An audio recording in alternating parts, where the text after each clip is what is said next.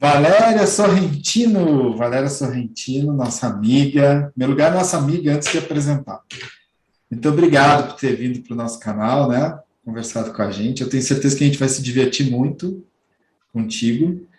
A Valéria foi head de chegadas e partidos do Comitê Olímpico Local, aqui no Rio de Janeiro, era a base dela. Fez aquele sucesso, né? Aquele processo que foi um sucesso, né? A gente não teve nenhum problema durante as Olimpíadas, graças a Deus. Rezávamos, né, Antônio? Por isso. Todo mundo. Eu também rezava hoje, não, tive vários pesadelos.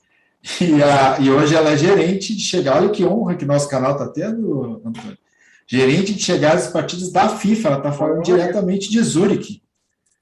E ela vai, daqui a pouquinho, ela vai dar uma palestra em alemão para nós, para a gente ver se ela aprendeu bem o alemão. Nunca, porque eu não vou aprender alemão nunca, é muito difícil. E eu queria agradecer a tua presença de novo, né? Obrigado por tu estar aqui com a gente e agradecer também o Antônio. É uma honra, olha, uma honra ser convidada para participar desse canal com duas pessoas tão queridas, com tantas lembranças boas. Que bom. Valéria, nós vamos... Aqui no nosso canal tem duas regras básicas. Primeiro, assim, como é que tu te envolveu com a aviação, né? Como é que foi a tua primeiro contato com a aviação? E depois eu queria que tu contasse as histórias engraçadas, porque tu deve ter muitas histórias engraçadas da organização das Olimpíadas. Tu também participou um pouco da organização da Copa, não? Chegou a participar? Não, como observadora, né? A gente observou, através do CETOI, a gente observou como é que foi tudo lá. E agora eu estou aqui lembrando, né? Porque agora eu tenho que organizar a Copa do Mundo. Aí, grande desafio, né? Você tem aí. Mas, assim, queria te ouvir primeiro, agradecer outra vez, e te ouvir como é que você veio para... Você teve contato com a aviação, que é o nosso setor. Então, foi engraçado, porque, assim, hoje eu sou o que se considera de uma especialista em eventos, em chegadas e partidas, mas eu nunca desenhei esse caminho por aí, né? Então, eu trabalhei muito tempo com evento cultural, eu fiz festival de cinema durante 20 anos, festival de rock, eu trabalhei no Rock in Rio 2 anos, inclusive, depois eu vou contar uma história engraçada do Rock in Rio. E aí, eu sempre cuidei de guest operations, ou seja, eu sempre cuidei tanto dos convidados quanto dos participantes, eu cuidava da acomodação, do transporte e da operação de aeroporto. E um pouco de tudo. E aí, quando eu fui contratada para os Jogos Olímpicos, eles viraram para mim e falavam assim, aqui o número de clientes são 75 mil. Eu falei, oi? Assim, são 75 mil clientes. Então, a gente não pode ser uma pessoa só cuidando de tudo. A gente tem 3 departamentos. A gente já tem uma pessoa do departamento de transporte, já tem uma pessoa do departamento de acomodação, então você vai ser de chegadas e partidas. Eu falei, mas eu não sou especialista de chegadas e partidas. Não, mas não tem problema. O especialista a gente já tem, que era o José Magesse, né, que trabalhou 20 anos, e mais do que 30 anos em aeroporto, aviação, na Varig, etc. A gente precisa de uma pessoa que tenha uma visão de eventos, né, porque vocês juntos vão fazer a especialidade de chegadas e partidas funcionar. Eu falei, tá bom. E foi assim que eu virei uma pessoa só de chegadas e partidas, entendeu? Mas, assim, aprendi muito. Eu acho que, assim, nesses 3 anos que eu trabalhei nos Jogos Olímpicos, eu aprendi mais do que eu contribuí. Eu ia para as reuniões de vocês e ficava assim, gente, quanta informação que tem aqui, né? Quanta nomenclatura nova, quanta coisa que eu não sabia. E eu acho que dentro da composição de tanto especialista de aviação que eu tinha ali, eu trouxe um pouco da visão do evento, né? E como é que, de uma hora para outra, a gente pode juntar uma coisa com a outra e fazer a coisa dar certo. Porque, na realidade, Jogos Olímpicos é isso, é o maior evento do mundo, né? E a gente tinha o grande desafio de fazer esse maior evento do mundo num aeroporto só, que era o Rio Galeão, que estava começando numa nova administração, depois de passar por uma reforma imensa, e a gente não sabia como é que ia dar, certo? Se os sistemas iam funcionar ou não. Então, acho que foi um aprendizado muito grande para todo mundo, né? Mas, assim, foi um grande orgulho fazer parte desse time todo aí. Que a gente antes de trabalhar com o aeroporto, com a aviação, você trabalhava no quê? Só para eu poder entender. Quando é que foi o momento do convite, assim, vem trabalhar com o aeroporto? É isso que eu queria entender. Então, eu trabalhei minha trajetória mesmo foi... Eu sou uma produtora de eventos, né? Vamos dizer assim, eu sou uma produtora na veia. Eu sou jornalista, eu trabalhei fazendo produção de televisão, depois eu trabalhei anos fazendo produção de cinema, E depois eu fui fazer produção de festival de cinema. Então, no Rock in Rio, especificamente, eu cuidava de todas as bandas do Rock in Rio, que já eram, sei lá, 3 palcos, um monte de gente. E eu cuidava tanto do contrato da aviação, ou seja, eu fechava o contrato de como é que eles viriam, como é que eles chegariam, se era avião a jato, avião privado, etc. Como é que seria a operação do aeroporto, como é que seria a operação do aeroporto para o carro, etc. e tal.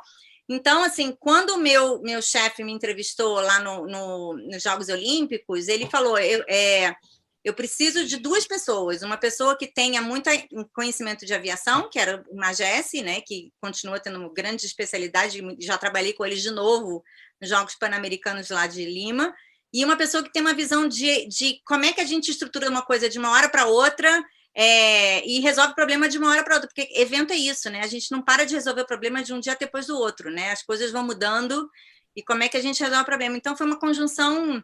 Eu nunca tinha trabalhado só com chegadas e partidas. O primeiro evento que eu só trabalhei com chegadas e partidas foi os Jogos Olímpicos. E daí eu não sei mais. Eu fiquei daí até agora, são 5 anos que eu só trabalho com chegadas e partidas, só com operação de aeroporto. Foi teu maior evento na tua carreira, né? As Olimpíadas. Foi meu maior trabalho na minha vida. Eu acho que nunca mais eu vou ter. E foi meu maior orgulho, assim, não foi só o maior trabalho, mas eu acho que foi o trabalho que eu fiz com maior dedicação, com o maior tempo investido e que me deu o maior resultado. Você sabe que eu me lembro de uma conversa nossa, você estava no final das Olimpíadas, a gente se encontrou lá na Vila Olímpica, Antônio, ela estava assim, acabada, cara, estava muito cansada.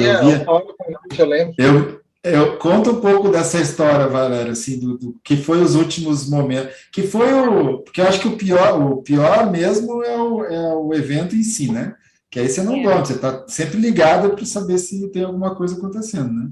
Não, então, primeira coisa que foi muito estranha, assim, eu sempre fiz um evento onde eu trabalhava 9 meses e fazia o evento que demorava no máximo 2 semanas. Então, eu falei, como é que vai ser trabalhar 3 anos para um evento que vai demorar 1 mês e meio, né? E aí, quando você começa a envolver no evento, você vê que não vai demorar 1 mês e meio. No final, a operação de chegadas e partidas dos Jogos Olímpicos e Paralímpicos, ela começou em maio e ela acabou no final de setembro. Então, vamos lá, maio, junho, julho, agosto, setembro, são 5 meses de operação. E enquanto as outras pessoas têm intervalo entre os Jogos Olímpicos e Paralímpicos, a gente não para nunca, né? Então, assim, sempre gente chegando e saindo, né? Sempre gente chegando e saindo, e a gente mudando de uma operação olímpica para uma paralímpica, que é menos gente, mas é muito mais complicada, né? Você tem que ter muito mais cuidado, E, assim, o resultado disso foi que eu perdi 12 quilos. As pessoas que me viam antes e me viam depois falaram, Valéria, o que aconteceu? Eu falei, Jogos Olímpicos aconteceram no meio do caminho, né? Foi porque eu andei quilômetros, assim, eu andava quilômetros dentro do aeroporto, eu andava quilômetros na Vila Olímpica, eu andava quilômetros de um lado do carro para... E aí eu não comia também, não tinha tempo para almoçar, não tinha tempo para... Então, meu carro era cheio de banana, maçã e barrinha cereal. Então, foi assim, foi o que eu falei, se eu tivesse me vendido como uma spa, eu teria comprado na hora, né? Mas eu acho que se a gente tivesse vendido, venha se juntar ao melhor spa do mundo, a gente teria muito mais voluntário do que a gente teve hoje, né? Mas foi um grande desafio, a começar pelo número de clientes, né? Assim, 75 mil pessoas, a gente não tem como contabilizar isso. É muita coisa. E eu lembro que minha primeira reunião lá no CETOI, né, quando eu cheguei, eu ficava pensando, vamos lá, ter a primeira reunião que você vai ter a Magésia me explicava assim, todo mês a gente vai ter uma reunião, que a gente vai lá para Brasília, e a gente vai sentar com todo mundo da aviação. Eu falei, gente, como é que vai ser isso? Eu entrei lá, era uma mesa gigante, tinham 60 pessoas sentadas na mesa, eu não conhecia ninguém. E aí eu fui lá e me apresentei e falei, então, quem é? Eu falei, eu sou a Head Chegadas e Partidas. A sensação que eu tinha é que eu era desse tamaninho, né? Todo mundo me olhou assim, quem é você, né? Eu nunca te vi aqui. Aí vocês começaram a perguntar, mas você veio da aviação? Eu falei, não. Você veio de aeroporto? Eu falei, não. Aí vocês me perguntaram, mas por que você está aqui fazendo se você não veio nem da aviação, nem do aeroporto? Eu falei, gente, é possível, a gente vai resolver esse tranco junto, né? E no final a gente resolveu, né? A gente conseguiu entregar. Valéria, e também eu me lembro assim, claramente na primeira reunião que tu teve lá, na verdade, você teve uma reunião da Copa do Mundo ainda, né? Você estava acompanhando as discussões. Então, você deve ter se sentido ainda mais de canto ainda, porque as pessoas não discutiam ainda a Olimpíada, né? Elas vão discutir no decorrer, né? Mas a gente estava totalmente focado em Copa do Mundo e aquela briga, porque acaba sendo... eu sempre... o resumo que eu tenho ali das coordenações é que era assim, né? A gente tem visões diferentes, tem interesses, obviamente, diversos, mas a gente tem um objetivo comum. Então, o nosso esforço como coordenação era tentar alinhar todos mesmo que houvesse visões diferentes, né, interesses diversos, mas a gente precisava alinhar tudo para que a gente chegasse no final todo mundo no mesmo objetivo, né? Quando as coisas desalinhavam muito, a gente perguntava assim, mas a gente não tem o objetivo de fazer os Jogos Olímpicos ou fazer a Copa do Mundo, no caso, né? Então, aí todo mundo voltava para a realidade e dizia, não, realmente, tem que tentar ver se a gente consegue fazer. E eu imagino a tua sensação quando chegou no meio daquela confusão toda. Foi muito estranho, mas depois eu acho que, assim, vocês foram... primeiro, eu abro o chapéu, porque, assim, até hoje, PH e Antônio, assim, nunca mais eu trabalhei num evento com tanta coordenação governamental como que eu trabalhei nos Jogos Olímpicos, entendeu? E eu acho que isso vem... e aí, o meu respeito pela aviação no Brasil é incrível, porque...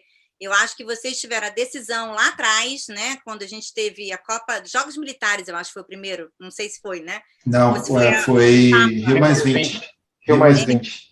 Rio mais 20, quer dizer, na decisão que vocês tiveram como grupo de entender que seriam vários eventos, um atrás do outro, e que vocês falaram, a gente tem que aproveitar o aprendizado de um para aplicar para o outro, para poder continuar crescendo. Então, assim, essa visão começou lá atrás e eu fui entrando no meio do caminho. Quando eu entrei, vocês já tinham feito a Rio mais 20, vocês já tinham feito os Jogos Militares, vocês já tinham feito o Papa, né? Eu acho que eu entrei, vocês estavam acabando de entregar o Papa, e aí já estava a discussão da Copa do Mundo.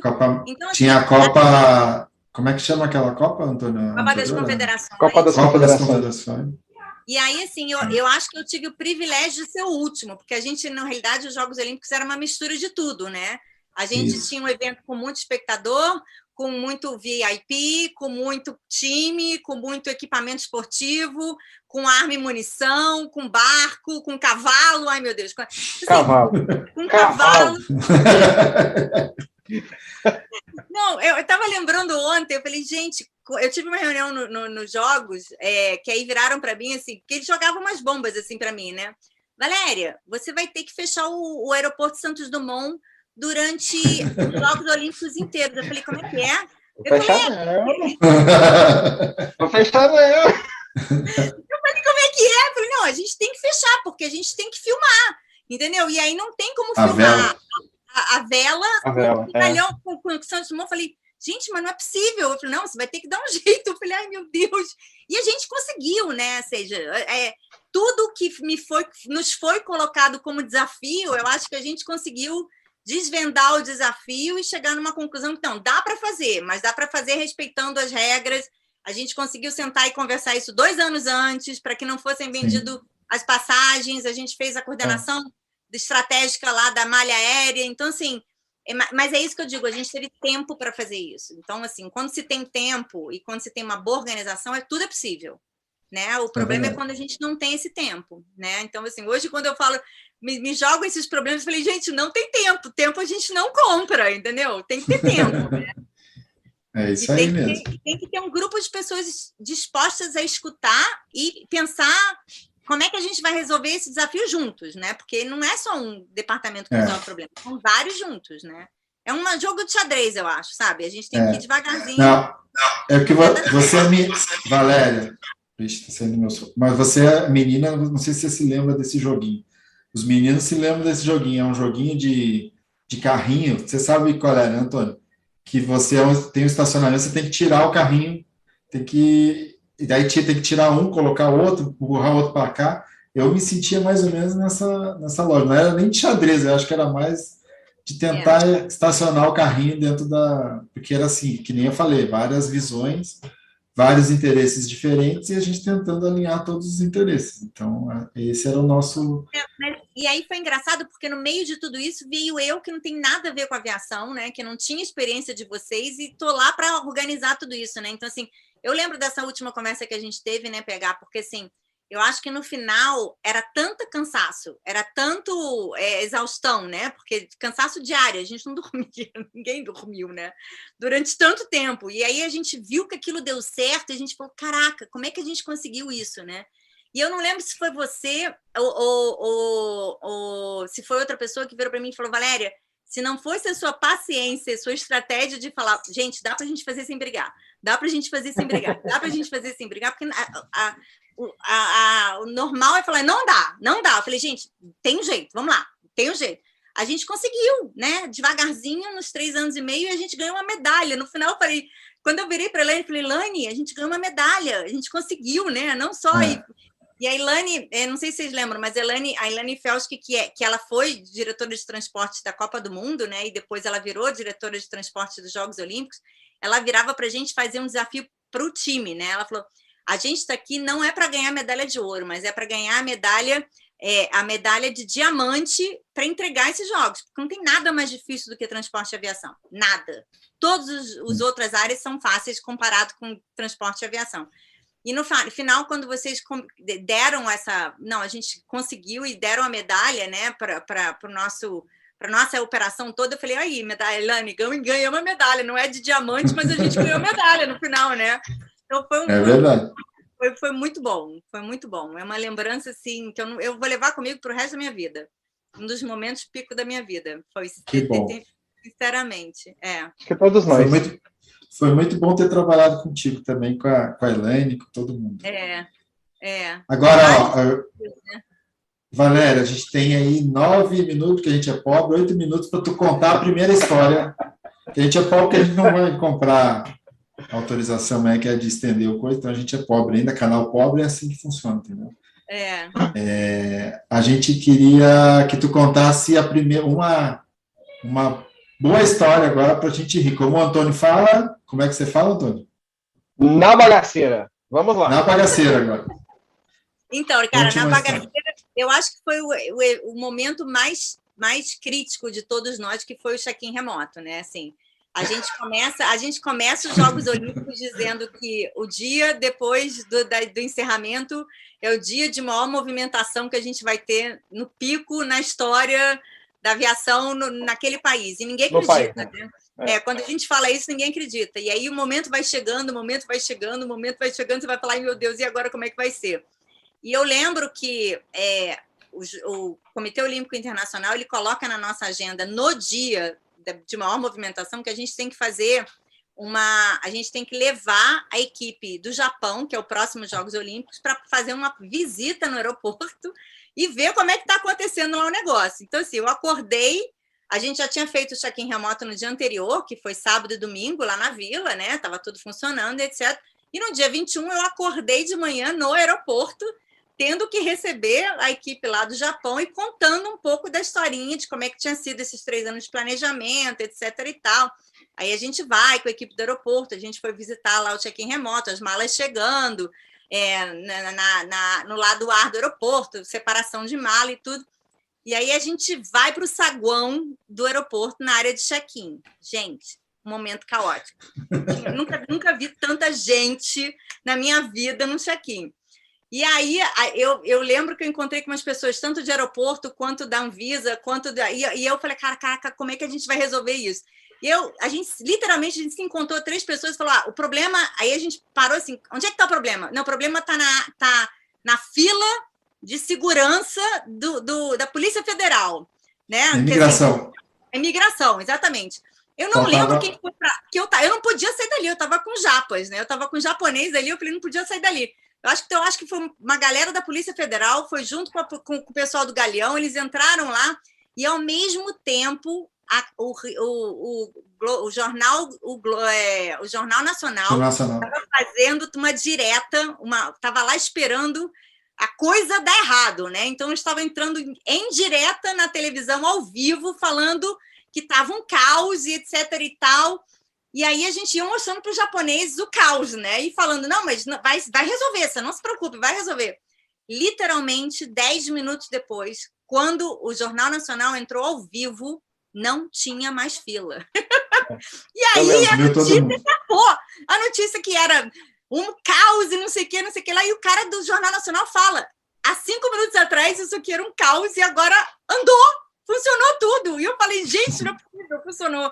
Mas é isso, era coordenação, a gente confiava no nosso grupo, entendeu? Então a gente falou, qual o problema? O problema é esse, a gente parou lá 2 minutos, o pessoal do Galeão ajudou, o pessoal da Receita da Polícia Federal ajudou, o pessoal de fila ajudou, todo mundo foi trabalhar, e em 5 minutos aquele caos passou. Os japoneses olhavam para mim e falaram, como é que você fez isso? Eu falei, eu não sei descrever, mas é isso. A organização prévia é isso que ela resolve, entendeu?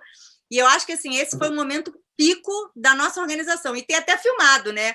Tá gravado lá na matéria do Jornal Nacional, o cara entrando ao vivo e falando, cara, acabou, não tem mais fila. Então, para mim, eu me lembro.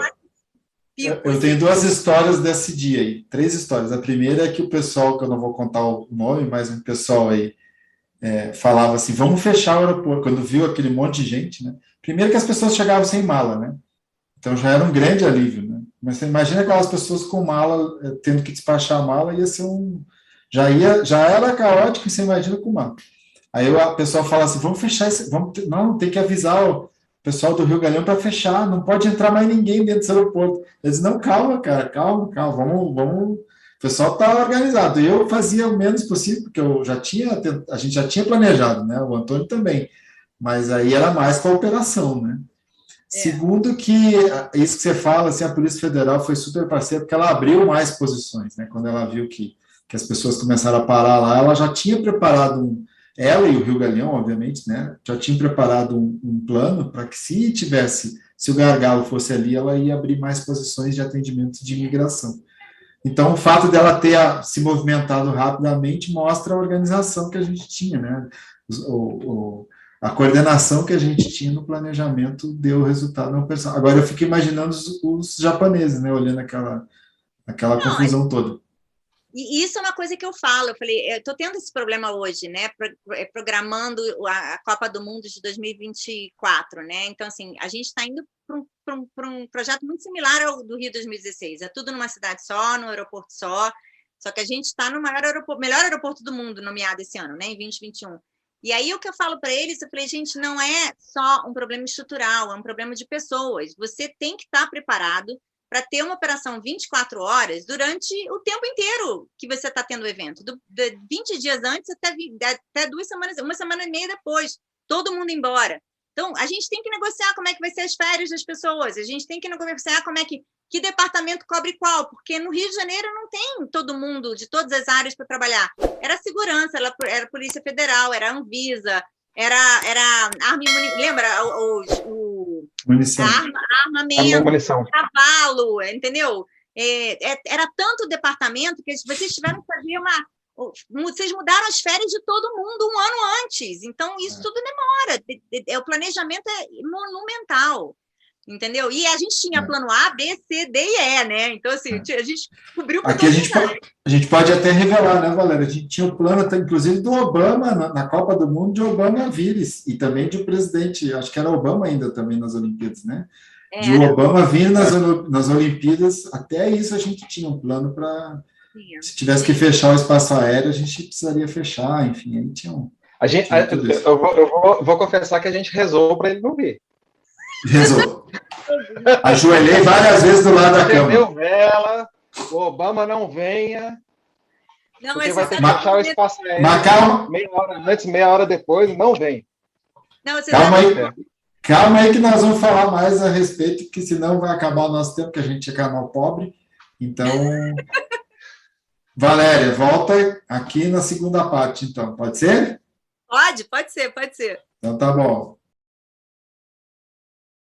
Carlos Delanoy está agora no Aeroporto Internacional do Rio. Vamos lá conversar com ele? Lanoy, muito boa noite. Como é que estava a movimentação por aí? Estou vendo muita gente aí no aeroporto. A cena aqui agora chega a ser surpreendente, porque meia hora atrás, 40 minutos atrás, praticamente a fila dava voltas, atravessava todo o saguão do Terminal 2 do aeroporto. Mas essa fila que atravessava o saguão andou muito rápido e já está todo mundo lá dentro. O clima do embarque muito festivo, as pessoas muito...